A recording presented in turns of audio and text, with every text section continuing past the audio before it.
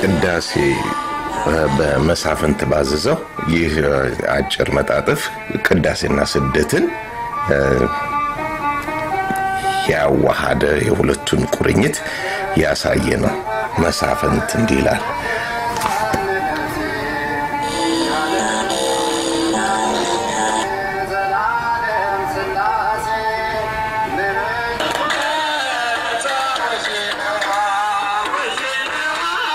ጎንደር ላይ ከዮሐንስ ወልደ ነጎድጓድ ቤተክርስቲያን ፊት ለፊት ካለው ሆቴል ሶስተኛ ፎቅ ላይ ባንዱ መኝታ ክፍል ከፍቅረኛዬ ጋር ብርድ ልብስ ውስጥ ከተሜ ሌሊቱን ሙሉ በስራ የደከመው ሰውነቴ ሊያርፍ ወደ ጠዋት አካባቢ ሸለብ አድርጎኛል። በውዴ እቅፍ ውስጥ ከቤተ ክርስቲያናቱ የሚወጣው በያሬዳዊ ዜማ የተቀመረው ቅዳሴና ዜማ ቀሰቀሰኝ። ተበሳጨው፣ ንጭንጭ አልኩ። የግለሰብ ነፃነት የማይከበርባት ይህች ሀገር እያልኩ ጮኩ፣ ተነጫነጭኩ። ምርር አለኝ። ማለቂያ የሌለው ቅዳሴ። በዚህ አይነት አልተኛ ማለት ነው። አልጋውን ምለቀው ከጧቱ 4 ሰዓት ቅዳሜ ቅዳሴውም የሚያበቃው ያኔ ይሆናል። በስንት ልፋት የተገኘች ቀኔን ቅዳሴ አስተጓጎላት። በውዴ እቅፍ ውስጥ ሆኖ ተኝቶ ማርፈድ ሐሳብን ሁሉ ረስቶ ጧ ብሎ መተኛት ማለት ነው። ሁሌም አይገኝም። እንዲህ አልፎ አልፎ ብቅ የሚል የመስቀል ወፍ አይነት ነገር። እኔም እሷም ከቤተሰቦቻችን ጋር ነው የምንኖረው። በስንትና ስንት እቅድ ነው ይቺ ቀኑን የሆነችው። ያልጋው ሲገኝ እሷም ቤተሰብ ማጭበርበር ዘዴ ከሽፋል። እሷ ስትገኝ ያልጋው ይጠፋል። ዛሬ ግን ተገጣጥመዋል። ግን ይህ ቅዳሴ ይህ ዝማሬ አላስተኛኛለ። ይሄው ከሌሊቱ 9 ሰዓት ጀምሮ በአንድ ወቅት በተካሄደ የዩኒቨርሲቲ መምህራን ስብሰባ አንዱ መምህር ቅድስት ማርያም አካባቢ ነው ቤቴ፣ ቅዳሴው ይረብሸኛል፣ አያስተኛኝም፣ ነፃነቴ ያለ ተናገረው ነገር በእኔ ደረሳል። ውዴ በስማም በል ይቅር ይበል አንተ ደፋ ወደዛ ሄድ ብላ እጆቿን ካንገቴ ስር መዛወጣች። እግዚአብሔር ሆይ የሚያደርገውን አያውቅምና ይቅር በለው አለች ከብላ።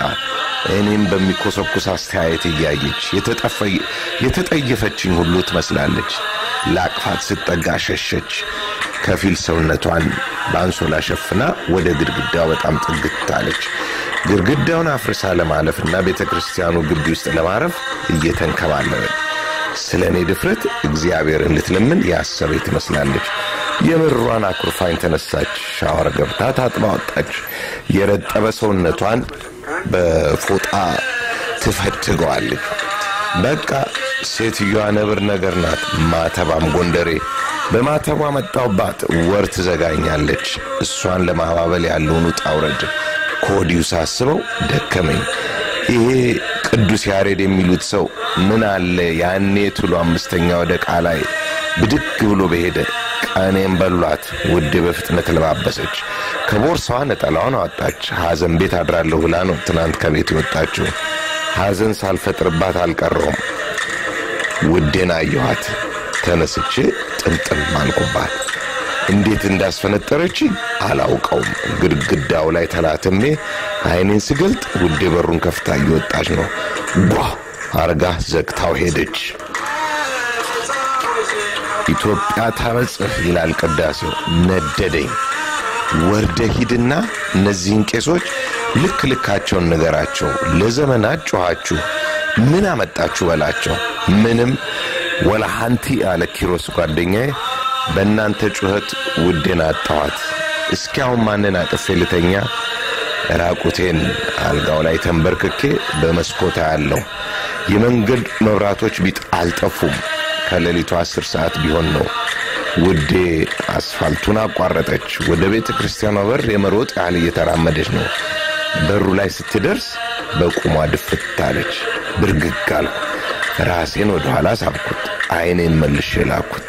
ውዴ እንደተደፋች ነው።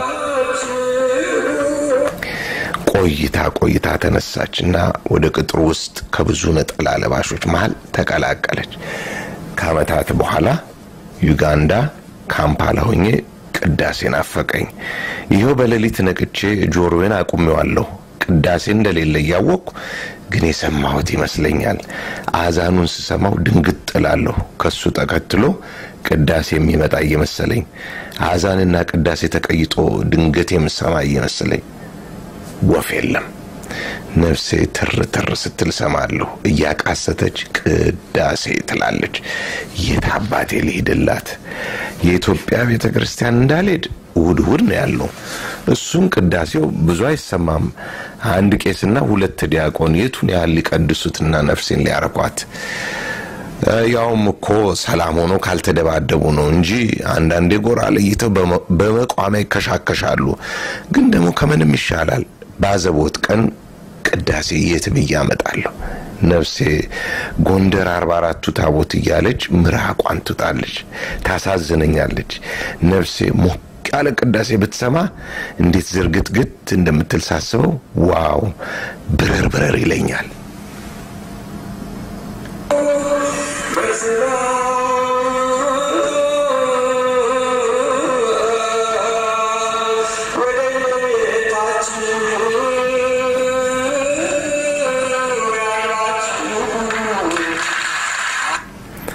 አሁን ደግሞ ኤድመንተን ነኝ እንኳን የቅዳሴ ድምጽ የወፍ ድምጽ አትሰማም ወፎቹን በረዶ ድራሻቸውን አጥፍቶት ቅዳሴውን ደግሞ የኔ ግፍ እንደፈለኩ ወደ ማልሰማበት ቦታ ወርውሮ ጥሎኝ ይሄው ነፍሴ ኩርምት ብላለች ባለፈው እዚህ ሀገር ካለችው የእመቤታችን የቅድስት ማርያም ቤተክርስቲያን ሄድኩ የካቶሊክ ቤተክርስቲያን ተከራይታ ነው ያለችው እሁድ በሰዓት ተከራይታ ጊዜያዊ መቅደስ በቀይ መጋረጃ ተሰርቶ ልክ ሰዓቱ ሲደርስ መጋረጃውን ነቃቅለው ይወጣሉ አንድ ደቂቃ ዘነፍ የለም ወይ ሀገሬን በጣም ከናፈቁበት አንዱ ዋነኛ ነገር ቅዳሴ በነጻነት ለመስማት ነው ደሞም ጎንደር ላይ ዮሐንስ ወልደ ነጎድጓድ ላይ ወይ ከሰፈር የስላሶች ላይ